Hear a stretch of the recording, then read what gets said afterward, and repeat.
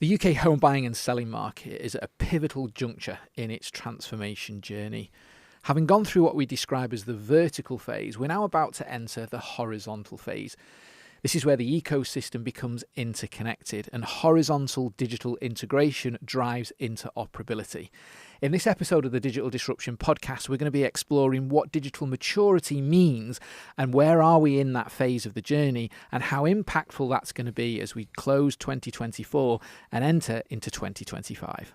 Hello and welcome to this episode of the Digital Disruption podcast, brought to you by Novus Strategy and Consulting with myself, Chris Williams, and my esteemed colleague, Pete Gatenby.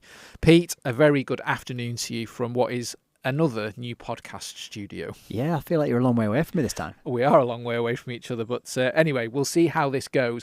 Right, we're going to be talking about digital maturity. Yep. And the importance of digital maturity and the impact that that's had on the digital transformation in the home buying and selling market. Before we get into the nitty-gritty of this, I think it's important to contextualize kind of where we've been, kind of where we are, current state, and kind of where we're going. So would you give us a bit of a 360 as to kind of where is the current landscape right now in the current sector when we refer to it as the vertical phase, and what is that and what's brought us to there? Yeah, absolutely. So where we are today, and we describe it a lot as being at a juncture, but what that really means is we're between two portions of the transformation journey that we're all involved in. The first phase, what we call the vertical phase of transformation, we're right at the very end of that. There's a lot of digitization in the home buying process today. People have digital signatures, you get AML checks are all automated by robots and AI. And you've got all of these individual pieces of technology and digital technologies that are being deployed into the process that address single parts of the process. However, that sounds amazing, but in practice, it's a very vertical digitization. What does that mean is in very, very rare occasions do they actually touch up or downstream in the process. They're siloed into their vertical portions. Actually, where we're going to next, and this is where the second part of the journey really begins to enter the equation, is we're moving into that second portion, which is a horizontal integrated transformation. It's been described as HDI, or horizontal digital integration. But what that means is that those individual portions of digital technologies are going to start to be connected up. Now, what does that mean? Why is it important? Well, it means that efficiencies are going to be passed through the process. Because vertical efficiencies, the efficiencies that we've experienced today as part of the first phase of the vertical transformation phase, those efficiencies have been constrained to the individual parties that have deployed those technologies.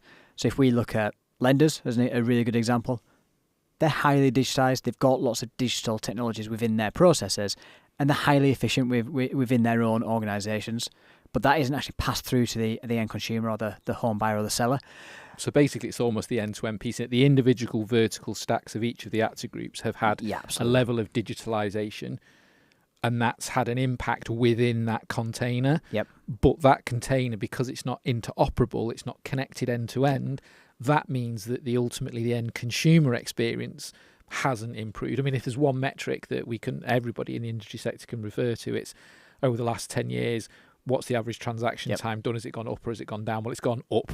Now, if we measure that, that's not necessarily a good success metric. If anything, it says that things have got potentially worse. Yeah. But in the individual stacks, it's got better in terms of the digitalisation, but that's not being felt by the end consumers. What we're saying is that this is effective. This is what the interoperability piece is and how this all connects together. That is basically what we're saying, I guess. Yeah, absolutely. The digitisation has happened in silos.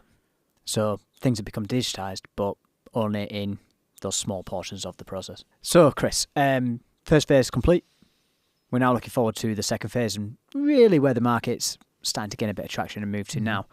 What does that second phase of digital transformation actually look like? Well, leading directly off what you've just literally finished on, it's the ecosystem becoming interoperable. Yep. And horizontal digital integration, or HDI, is about enabling interoperability. So what it looks like is that the actors in the process, they start to look left and right and beyond, and information starts to be passed through the system much more efficiently, and the digital ecosystem is connected up. And there's different ways of enabling that. We're seeing network/platform providers, it's coming to market, who are then starting to look at what role they can play in enabling this. But fundamentally, it is all ultimately down to the actor groups in the process beginning to become interconnected. And that's what this horizontal phase will start to look like. Now, what's driving that, and this is kind of to the topic of this podcast today, is maturity. We're at this pivotal point. And that pivotal point is, from a maturity standpoint, there are two areas of maturity that we look at. The first area is the consumer maturity. So the consumers, as we currently sit here today, over 50% of home purchases are done by what we would refer to as digital natives. So digital natives are quite simply digitally first, tech-savvy consumers. And so their maturity of digital technology is high and their expectation level is very high. So they come to the market now and they draw comparisons about the home buying and selling process alongside the comparison of ordering something from Amazon. It's those pesky millennials. Well, I think it maybe you get to the Gen Zs, you never know. Yeah. But joking aside, everybody in that space has now got an expectation. So that's the first part of the maturity. The second part of the maturity element that we look at is actually what's happening in market. The digital maturity of vendors, prop techs, and the actor groups that exist is now high, and that maturity has got to a place whereby the two of them combined together are converging to accelerate this next phase. Now, truth be told, the technological capabilities to be able to advance this sector have been around for quite some time, but it's the maturity that ultimately has to come together to deliver that readiness. So we're now at the phase where we're going to see that start to happen. So all of the pieces have fallen into place to enable that. And the opportunities that this is going to bring are going to be quite significant. So there seems to be some opportunities here. Let's have a little bit of a chat about that. Where do you see the opportunities really being in this second phase and as we increase the maturity? At a high level, holistically, you're going to have, wherever you sit in this ecosystem, you've got a choice to begin to collaborate and understand and start to figure out what benefits and opportunities that you have, or from interoperability and leveraging that. And I'll kind of deep dive into that in a bit more in a second. Or you can not bother, and not bothering is probably going to limit growth. Now, as we deep dive into this, what I mean by that is that you've got traditional ways of growing and scaling an organization. So wherever you sit in the ecosystem, you effectively want to touch more cases. That's where the growth is going to come from. And you can either do that organically by selling more of whatever it is that you sell, or you can acquire other companies in your space to grow inorganically. Now, what's interesting about interoperability and horizontal digital integration is that it's actually going to give you access to leverage the distribution of others to the left and right of you. And so that's the first opportunity that's going to come. You can potentially touch more cases. Now, one argument would be, well, maybe people don't want to necessarily touch more cases, they don't have the capacity to do it. But this is where the other elements of digital maturity start to increase your capacity. So, you run our AI practice, the capabilities of what you can do with digital technology where AI is concerned, and that is to increase the capacity of your organizations. To take law firms, for example, if they're leveraging the tech, they can increase the capacity. They can therefore leverage more of what they've got to touch more matters and cases. So at a very high level, really what HDI is going to do, interoperability is going to deliver the opportunity to be able to generate more revenue and effectively have a bigger, better business. That's great for the people in the process, but actually at the heart of this is a consumer. I mean, we say this whenever we're working with clients, you must focus on the consumer, put them at the heart of it. So the opportunity for the consumers is this is going to be a vastly more improved experience, but the caveat is this isn't going to happen overnight. This is a process, and that process though is starting to happen. Everything's aligning to, as we said earlier.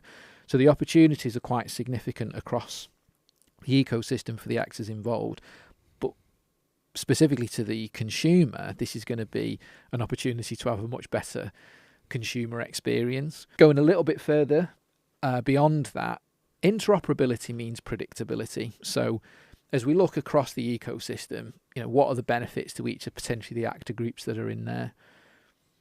at the front end, where you've got the estate agencies, brokers, things like that, this is going to potentially mean less cancellations, revenue being processed quicker or coming into you quicker because cases are done quicker. Yep. It means that there's significant efficiency gains and the potential of uplift of revenue. And we can see that in a number of areas without going too far down into that.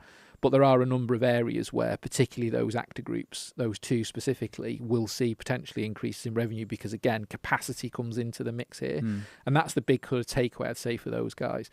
Then as you move into the sort of lender arena, so what's in it for them? Predictability you can monetize because there's an opportunity now, or there will be an opportunity, and this is why it's important, I think, for lenders to start to get close to this sort of stuff, is that they're going to be able to look at a case and be able to sort of potentially say, well, we know when that is going to complete, so therefore they can start to offer at the front end better levels of services or upsell products and services to the consumer who they're effectively selling a mortgage to. Beyond that, what this is going to deliver is in-life opportunities. So right now, a mortgage is very much you get it, that's it, and you renew it when your time's up, however long you took it out for, 2 years, 5 years, whatever. But going forward, this means that there's the potential possibility to have in-life product offerings. So that opportunity is significant. That benefits potentially the broker, but also benefits the lender, but it benefits the consumer. We're living in a world now, let's not forget, that is highly complex. There's people out there that've got more than one income. Things change, life changes. There could be new initiatives brought out onto properties to do with solar, whatever it might be. Well, a lender can potentially look at that and say, and offer in life, upsells, cross-sell, whatever. And this is the sort of stuff that's going to start to come in and can now begin to be explored because this level of interoperability enables it. So that's the kind of high-level view and a kind of mid-level view of a deeper dive into kind of what some of those opportunities are. Let me turn this back to you now in terms of urgency. From a maturity standpoint, we've talked about being at that crossroad where things have now come together, the building blocks are all in place. Why now? What's the urgency?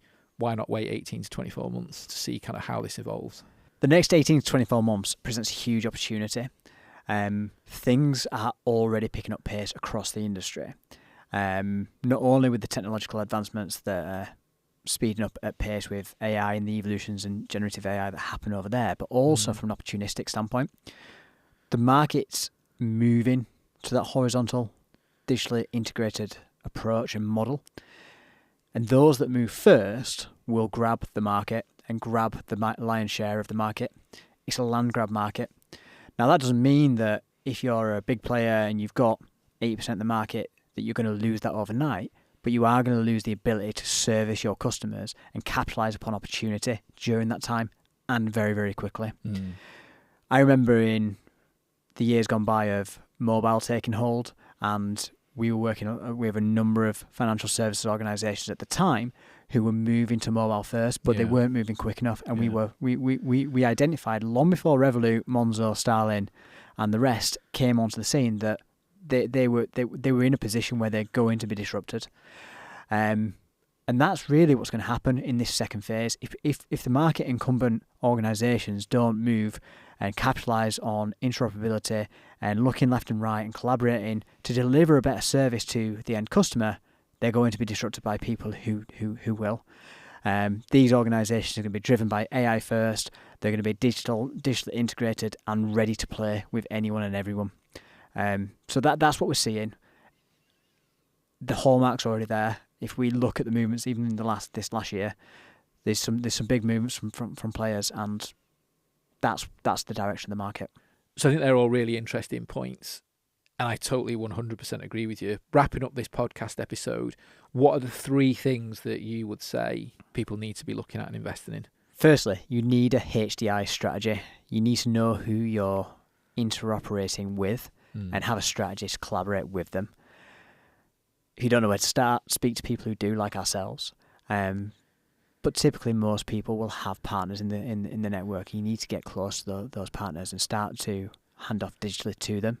Horizontal digital integration is coming, and if you don't have a strategy to address it, then you're going to be left behind. Number 2, part of your HDI strategy should be to leverage data and insights. You need to be looking at the data that you've got access to, identify where the gaps are, start to make sure you're pulling in the right data sources, but then integrate that into your broader strategy so it's informing and allows you to react to any insights that you may gain, but also connect that data throughout the process. Okay, so that's 1 and 2, and number 3? Adapting to the consumer expectations. We've talked about it, and in fact, we commissioned a bit of research actually relatively recently around the changing generational shift. Yeah. And we've got some really interesting stats around that. But the lion's share of home buyers now and moving forward are digital natives. And I joked earlier about millennials, but we do. I'm a millennial. We vote with our feet. We expect a really high level of digital service. Unfortunately, the UK home buying market doesn't have the best reputation when it comes to servicing its clients digitally, and that needs to change. And if you're an incumbent in the market, you need to be part of that change. Otherwise, you will be disrupted by people who are going to offer that level of digital service to consumers and offer a better consumer experience. So in conclusion then, maturity, we're at the high level of maturity where we've met this convergence point. HDI is upon us. The horizontal integration is starting to happen. And I guess the key takeaways are look at that, get involved, get a HDI strategy pulled together and begin to move this forward. I think that, I totally agree with those sort of 3 points. I think they're really, important ones. So that concludes this episode of the Digital Disruption Podcast. Please don't forget to like and share and follow along in further episodes. If there's anything specific from this episode that you would like some help with, don't hesitate to get in touch with us via the usual channels. And then on a final point is an invitation. On December the 5th, of this year, we will be running the 50th episode of the Digital Disruption Podcast. But we'll be doing it a little bit differently. We'll be doing it here, right in this very building where our office is, and it'll be a live panel. It'll be a live podcast recording. If you would like to attend in the audience, please, somewhere around this video, go and click the links or visit novus-strategy.com/podcast, and you can register to be in the audience. It'll be from 6 p.m. till 10 p.m, and we'll have a panel of esteemed industry colleagues talking about the realities of end-to-end digital home buying experiences. But for now, thanks for joining us. Do sign up to join us on the 50th live episode, and we'll see you again next time. Thanks a lot.